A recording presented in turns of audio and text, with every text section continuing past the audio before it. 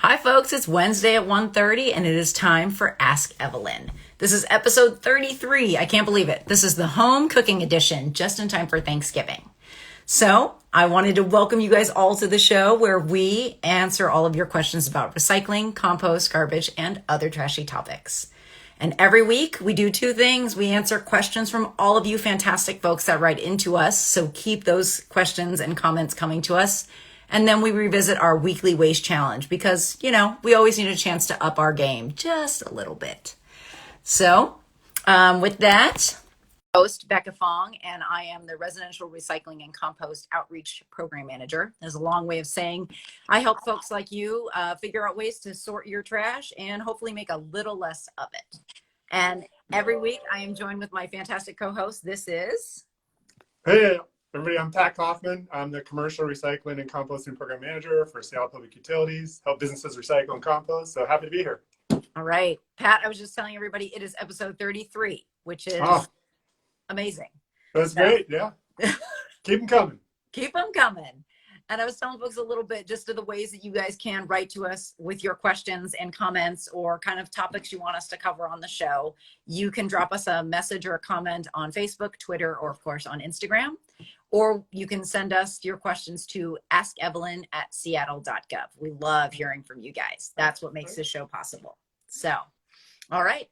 With that, Pat, you're going to get us kicked off. Oh, yeah. I apologize. I forgot to introduce the month's theme. So sorry about that. So this month we are focusing on waste prevention. We've talked about that in a lot of the individual streams, but we're just trying to figure out how to do that overall. How are we going to do just a little bit less waste? Because if there's less waste, there's just less stuff to deal with. So That's right. A lot to cover under that umbrella of the topic. So we're going to drill down today on Thanksgiving stuff. So this will be fun. Absolutely. Totally. All right. So question one. It's a good question. We got a lot. So hi, Evelyn. Is it okay to put the turkey bones, the turkey skin, the ham fat, all the stuff that comes around the meat into the compost? And that comes from our customer, Harriet. Thanks, Harriet. It is a good question. And yes, pretty much all foods, right? Pretty much everything that you bake, make, cook, eat, that comes with the food that you buy, that's on the plate, it's all compostable. And so, there was a time years ago when we were only on the vegetative food waste. We only wanted fruits and veggies and grains or something like that. But that's like 12 years ago. So we're well into the all compostable, all foods. So it's a good question. And some folks kind of get hung up on that. It's a little more, there's the yuck factor. It's meat and stuff, and it's bones and shells and things. So they get a little crossed up on that sometimes. But basically, when you look at our guides, we've been for years now trying to emphasize all food, all types of food. Yep. We always put chicken bones and a couple clam shells or some sort of little crab meat or something like that on there to show and tell that it's all of it. Absolutely. Yeah. Those of you who are fortunate enough to be consuming shellfish, if you are so inclined, it is one of my favorites. Yeah. The shells definitely should go in. I think you're right, Pat. I think it comes from a long time ago when we just took kind of the vegetative, what they call kind of like pre-cooked food scraps and the trimmings. And that's more in line, I think, psychologically with backyard composting because it's just harder to break down bone, shells, and meat if you're doing that in a home compost system. It has to get really hot. It just won't. It just won't break down in those. And it also will attract, pests in a different way than just rotting like apples and oranges or whatever would.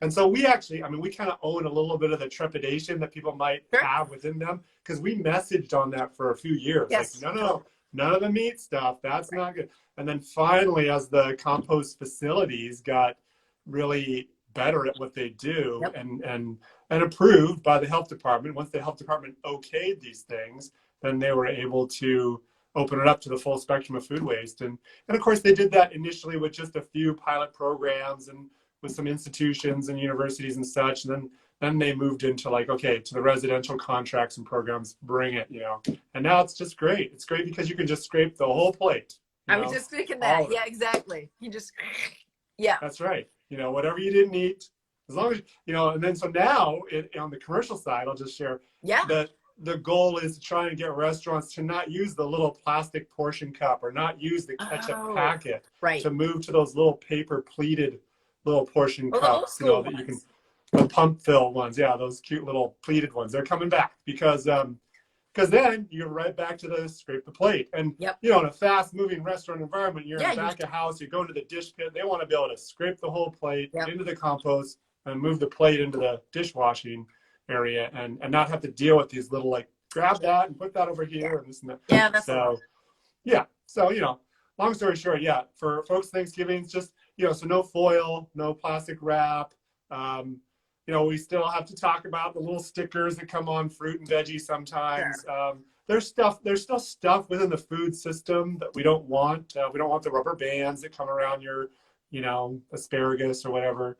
You know, there's just things that to keep an eye out for that are in the food, you know, kind of system. But as far as like meat and bones, we're all good there. We're all good. We've taken it to the next level. Our compost is That's hot, great. people. It is hot. We can totally handle it.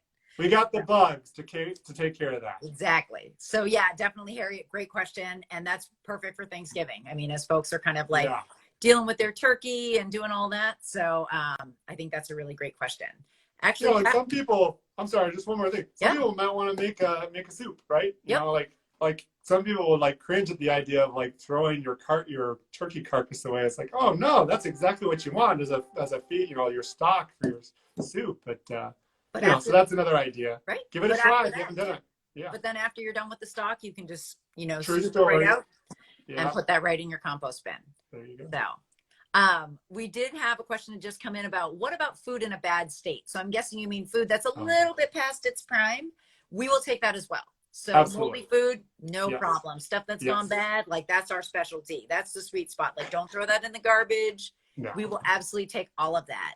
And I know that we had a question actually come in on Ask Evelyn through the email asking about how to get rid of some yogurt that kind of got lost in the back of the fridge. You know, what I've done with that is you can either put it in a compostable bag, you can wrap it in paper if you don't want it to get all over everything, or maybe put it in a paper bag if you happen to have one of those, and that just kind of contains it enough. But if food is moldy, no problem. We got that too. Yeah. We did we had some gravy and we didn't use all the gravy up. So it sat in the fridge a while, kind of got a little solidified a little bit. And so, but we waited until the little compost pail in the kitchen was at least half full before we poured the gravy in over it, you know, because I would not pour that like right into the cart because then you end up with a little dank stank, you know, in there. So I don't want that. It's a little funky. But yes. So those are some tricks and tips to try and figure out how to manage that type of material that's a little soft. Absolutely. And so we're going to have some good links for you guys to just remember some basic sorting. So we'll definitely put those kind of below in the comments on our various posts after the show. So we've got our new Where Does It Go flyer, which we wanted to call to your attention. Yeah. Which is really great. I've got one here. I'll show and tell. Oh, yeah. It's backwards, of course, for everybody, but that's all right. You know, the classic sections there. Absolutely. It's a really good guide, very clean, and it kind of gives you kind of the top hits and the things to remember. And then we'll also bookmark a page that has some really great kind of like top 5 tips for each of the streams, which is just a really good thing to maybe bookmark in your browser to just remember. So I think that'll be good. All right. So question 2, which is definitely in the same vein of Thanksgiving. Right. So we've got, hi, Evelyn. I'm deep frying a turkey this year, and I want to know what to do with the used oil. And also, what do I do with the drippings and the grease from the other dishes like ham and bacon, which is a really, really good question. And this question comes to us from Mamie. So Mamie, great question. I think as, you know, folks are cooking, and even though we're not having necessarily, you know, big, huge dinners, I think a lot of us are still kind of, you know, making a turkey, which is great. So you fry on. I think that's awesome. And one thing that's really important to remember, which I think is a really great program and service that we offer, is cooking oil is 100% recyclable. Yeah. So it's actually really fantastic. The best thing to do is to let that oil cool down and pour it right back into the jugs that you bought it in. And I think that what you can do is you just set that out next to your cart, your recycle cart on collection day, write your address on it, just so you know that it came with your account. Pat's got our little visual there, and we'll pick it up for free. You don't need to call and schedule with us. We will just come and take it away. 2 jugs. Per recycle day though, right? On the recycle day, yes. Yeah. So cool it down, pour it back in your jugs, write your address on it next to your cart, next to your recycle cart, and we'll come and pick them up. And most people, we did the deep fry thing one year. Some friends brought their big container and outdoor propane cooker. It was fun. But it takes like 5 gallons. I mean, it takes a lot of oil to do a turkey, is what they had anyway that year. So, you know, if you're going to recycle that, you'd probably take you a couple collection days to get through all that. And you can use an old milk jug too. It doesn't have to be the jug that everything came in. And that's why, you know, you might have bought your turkey frying oil in a 5-gallon jug. Or a big so box. You really, yeah, sure. So there's just some thoughts on that. It's like you can break it up and use different days. And I think, you know, some people are like, oh, I just want to get rid of it, which I can definitely understand. When you're done. One really good thing that's pretty cool about our oil recycling program is that the drivers will come and collect it. They take it back to the truck yard, they consolidate it. And then companies like General Biodiesel partner with our haulers, and they actually refine the cooking oil to be made into biodiesel, which is fantastic. So I know you're kind of maybe itching to get rid of it, but if you can hold on to it for one more recycling cycle, or maybe partner up with a neighbor to, you know, put out another couple jugs if they don't have any to put out, that would be fantastic. But it's 100% recyclable. So please do that. And so do you want to talk about the difference though between cooking oil and grease? Yes, absolutely. So Mamie, you can certainly recycle your cooking oil. Cooking grease, like the drippings from ham and bacon, is a little bit different because that is solid at room temperature, right? You know, when you finish frying some bacon, you let it sit in the pan and it gets kind of hard, not necessarily hard, but it's not liquid. Exactly. Like, so cooking oil, you know, it is liquid at room temperature, right? So that is what we will take for recycling. They can refine that very easily into biodiesel. The grease has kind of a different melting point. And so that's harder to refine. And Pat, you've got some good tips for how you kind of handle that at your house. Well, it's all about volume of material too. Like if you, you know, if you roast a chicken or something like that, and you end up with an inch of or a half inch or so in a roast pan, that's a lot. And that's the kind you want to pour off into, you know, an old a tin can, an empty can, or some sort of jar or something, and let it solidify. Then you cap it and you throw it away in the garbage. So that's kind of the advice of our partner, you know, line of business, the drainage and wastewater utility. The worst thing to do would be to pour it down the drain. This is we do not want, you really, I mean, even small amounts of wiping out a pan is the least amount of grease and oil you can send down your drain. Your side sewer is going to clog. It will not stay warm. It will solidify and it will clog up over time. So yeah, it's kind of like a balancing act of like, how much are we talking, or how much do I have to can, cool, and toss versus just wipe out? I think it's a paper towel's worth or so. You know, if there's just a little, if you don't want to have paper towels, like I don't really have them that often either, but to spatula in a little bit of cooking grease into the compost pail in the kitchen. You want to make sure you have some materials like already. You don't want to empty container. You want to have some other stuff in there that it can soak into. So just that kind of thing, you know, setting it aside until you maybe put all the peelings and other stuff from the meal into the compost pail, and then pour your grease in over that. Definitely. And I think one thing that you brought up, which was even small amounts of grease and oil that get put down your drains, cause a big problem. I live in an older house, and we definitely had that back up, and I'm super conscientious, but you know, my house was built in the 50s. And so that's been building up for a long time. And, you know, it always backs up like in the middle of January when it's freezing cold, and nobody wants to deal with that. Yeah. We heard from our friend that the plumbers call it not Black Friday, but Brown Friday, because of so many people who have, after a Thanksgiving, you know, extravaganza, they end up with so much to wash up and pour down the drain, they clog their pipes. And so that Friday is a very common clog clearing roto-rooter type day. Definitely. So, you never want stuff coming back out of your pipes. It's a one-way system. So I think to recap really quickly for Mamie, so if you were going to deep fry your turkey, fry on, fantastic. Cool it, put it back in your jugs, and put it out on your recycle day, and we will collect that and turn it into biodiesel, which is fantastic. Please do that. With your drippings, which again are solid or solidified at room temperature, then small amounts, like just a tiny amount, like if you can wipe it out with a paper towel or scrape like a small couple of teaspoons, you can put that in the compost, but composters really don't want it.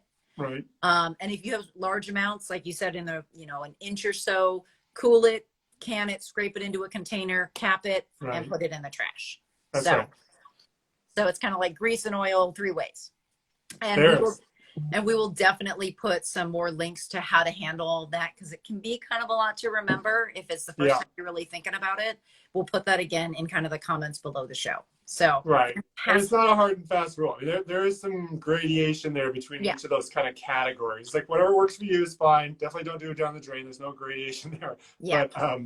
But the idea of, canning it, cooling it versus how much you put in the compost is just, you just want to manage it well. And And the other thing about that, the final thing I'll say is that, the compost facilities do not want to receive an excessive amount of grease. Grease attached to the food, which is a good composting medium, that's fine. But just grease alone is not what they want. They don't want that. Absolutely. Yeah. So really great. And, one of these days, maybe I'll deep fry turkey. We'll see how that goes. All right. Well, we are at the part of our show where we're talking about the weekly waste challenge. That's right. And so in the spirit of Thanksgiving, our challenge last week was to talk about dealing with leftovers. We have leftovers all the time anyway, but also with Thanksgiving, I don't know what's happening at your house, but we're kind of partnering with some of our neighbors. Like, I'm going to make all the side dishes. One of them is going to make a turkey. One of them is going to make desserts. So we're going to kind of have leftovers to spread around. So we wanted to share a couple of tips on how to do that. So really quickly, one of the things that I really do, and I talked a little bit about on last week's episode when we talked about doing leftovers, 2 things. One, always put it in a clear container, because that way you can see what's in it. That helps. If you have them. If not, there you go. See, it's a lot easier for, not everybody in my household is quite as diligent as I am.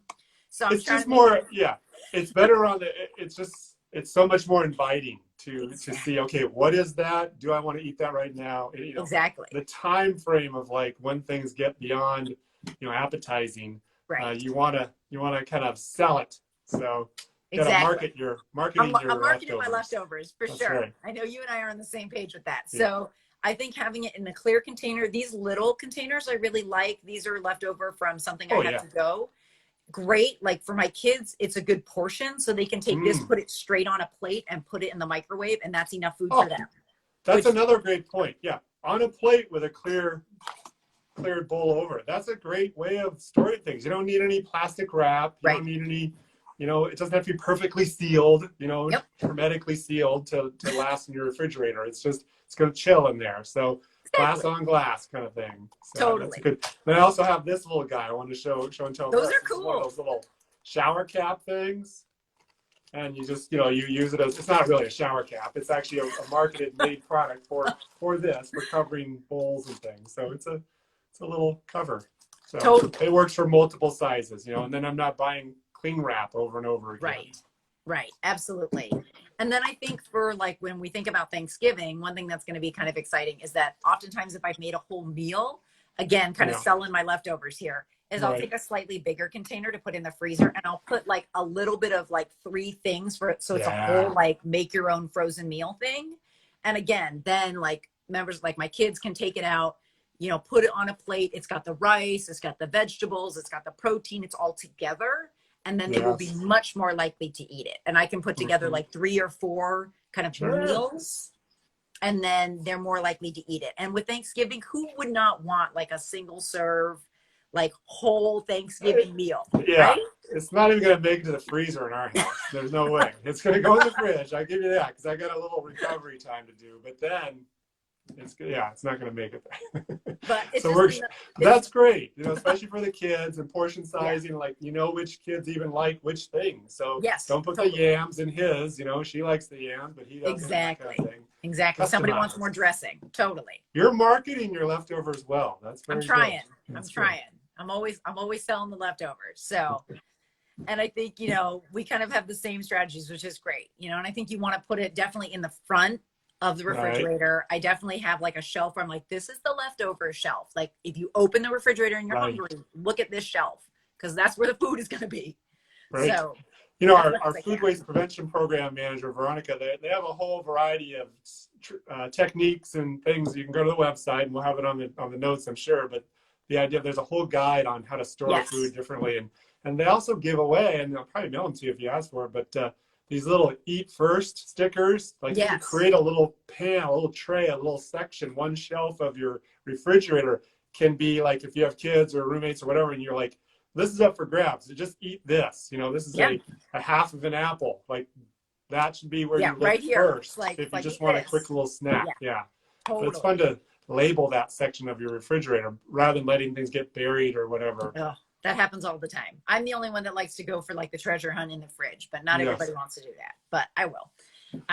So those are some really good tips and tricks. And it was a really fun waste challenge. We love thinking about leftovers, and Pat and I are big leftover eaters. Yeah. So 'tis the season, right? it's the season. I always tell people my favorite meal is the one that I didn't have to cook. So leftovers fall right into that camp. Nice. All right. So for next week's weekly waste challenge, as we're getting into the holidays and thinking of other people, especially during this really hard time, being grateful for the people in your life, even though we can't be together. You can do that in all kinds of ways, but we do like giving gifts. So our weekly waste challenge for next week is going to be buying local and figuring out how to reduce your packaging as much as possible. And when you buy local, that really does help with that quite a bit. And Pat, I mean, this is right in your wheelhouse. You've got some great programs you want to tell us about for local businesses. Well, yeah, I mean, on the commercial side, businesses are having a tough time, a lot of them. So buying as local as we can. It's very tempting and very, you know, the no contact of an online order is right there before all of us. It's available to us. But there's also local shops and local businesses that are doing online ordering stuff. Yeah. So taking a little time to look for those. But there's, you know, the brands or the kind of the slogans for this: buy local, shop local. Just want to look at my notes here. There's the Shop Your Block, which is a promoted program where there's a map on the Office of Economic Development is promoting this. So that's a great, you know, shop your block. It doesn't mean like walk up and down your street and knock on doors and say, what are you selling? It's like, you know, go to your local businesses because, you know, the local businesses right in your neighborhood, the ones you drive right past to go to the supermarket or whatever. So it's just thinking a little bit about that, just encouraging that. And then the EnviroStars program, which is a great regional, statewide, really, green business recognition program for businesses that have taken those strides and they've kind of done the things to become a green business, whether it's conserving, you know, resources like water, energy, and solid waste diversion. So these are businesses that have taken the time, they've gotten registered, you know, evaluated and approved. They are official EnviroStars and they're on the website. So envirostars.org is a great place to look as well. And then just the Small Business Saturday is another one. So that's Saturday in this shopping weekend. But before that is Friday, right? What they call Black Friday. Yep. Green Friday is another term that I've recently seen used. Just most recently, I was at Second Use Building Supply, and they had the Green Friday posters all over the store. So they're promoting like a 15% off everything or something like that. So that's a shout out to Second Use and all the reusable building materials folks. I'm sure are doing a Green Friday promo of some kind. So those are some ideas. Absolutely. I mean, I think trying to figure out which local businesses you can buy from. I mean, you can do contactless pickup. I think that just about every shop I've called or talked to during this entire pandemic, they would love your business. And it's so great, right? Like keep your money in your community and we'll all get through this, right? It's kind of a tough time, but a great way to show your love in so many ways. Patronizing local businesses, finding a little something to send to somebody that you're thinking of them. And I will work on that. I will hopefully have some good examples to share next week that I picked up from shopping my block. So that's right. So that's the challenge. And then one more thing. So it's, you know, EnviroStars, it's Shop Your Block, and Intentionalist is another one that I wanted to mention. So that website is specifically focused on immigrant and refugee-owned businesses and some BIPOC community-owned businesses. So at that website, you can go in and use the drop-down menus and find exact, you know, shops in your neighborhood that could use the support local, you know, patronage as well. That's awesome. I have not heard of Intentionalist. So thank you so much for sharing that. That's going to be great. All right. Well, we've got just a couple of reminders before we leave you for Thanksgiving holiday this week. One is that this week is the last week of free yard waste. So this is the last week in November. Actually, I guess if you guys have collection on Monday, those of you who are Monday pickup, you have one more week. But you can put out up to 10 bags of extra yard waste. Thanks for clearing those drains, folks. We really appreciate that. And that's just going for the rest of the week. Also, really quick reminder, those of you who are Thursday and Friday collections this week, you are being shifted one day. Exactly. Pat's got the visual for you. You just shifted one day, but we'll get you. So if you're tomorrow, we'll pick you up Friday. That's Friday, we'll pick you up Saturday. There's 3 more days. 3 more days of I mean, counting today. If you can get your bags out there before the yard waste truck comes by today, you're still in the game. But Sure. after that, it's the Friday for Thursday, Yeah. Saturday for Friday, and then Monday is Monday. Yeah, And so, absolutely. and that's up to 10 additional bags. Up to 10 additional bags. So It's such a great service. it is. We've already done the cleaning out of the things we needed to do here, of the beds or whatever. So full advantage taken of that free service. Absolutely. So thank you guys who rake up your leaves. It's fantastic. It keeps them out of the gutters. Right. The other thing I wanted to mention is that we have one more compost giveaway. Thanks to all of you who came out to the Rainier Beach and Urban Farm and Wetlands, which is down right in the heart of Rainier Beach. We did a compost giveaway last weekend. It was fantastic. And we will have one more on December 5th. So check our website, seattle.gov/utilities beyond the cart. And we'll have all of the details of time and the address and all of that stuff. So that's great. That's another great service provided by the utility that is free. And it's a great, usually a community gathering opportunity, but it's a non-contact opportunity. You go and you, by yourself, you scoop up the compost that you want to take with you, and off you go. So absolutely, closing the loop. All those bones and shells you put in the compost, they break down and get back to you. So, and that material is brought to you by Lens Enterprises and our partners with Tilt Alliance, who are fantastic that host those events for us. So we hope that you can drop by. And with that, happy Thanksgiving, folks. Thank you so much. Happy Thanksgiving. Yeah. And enjoy your holiday. And we hope that you guys are safe and healthy, and we will see you guys next week. And with that, I'm Becca Fong, and remember, life's a little simpler with less stuff.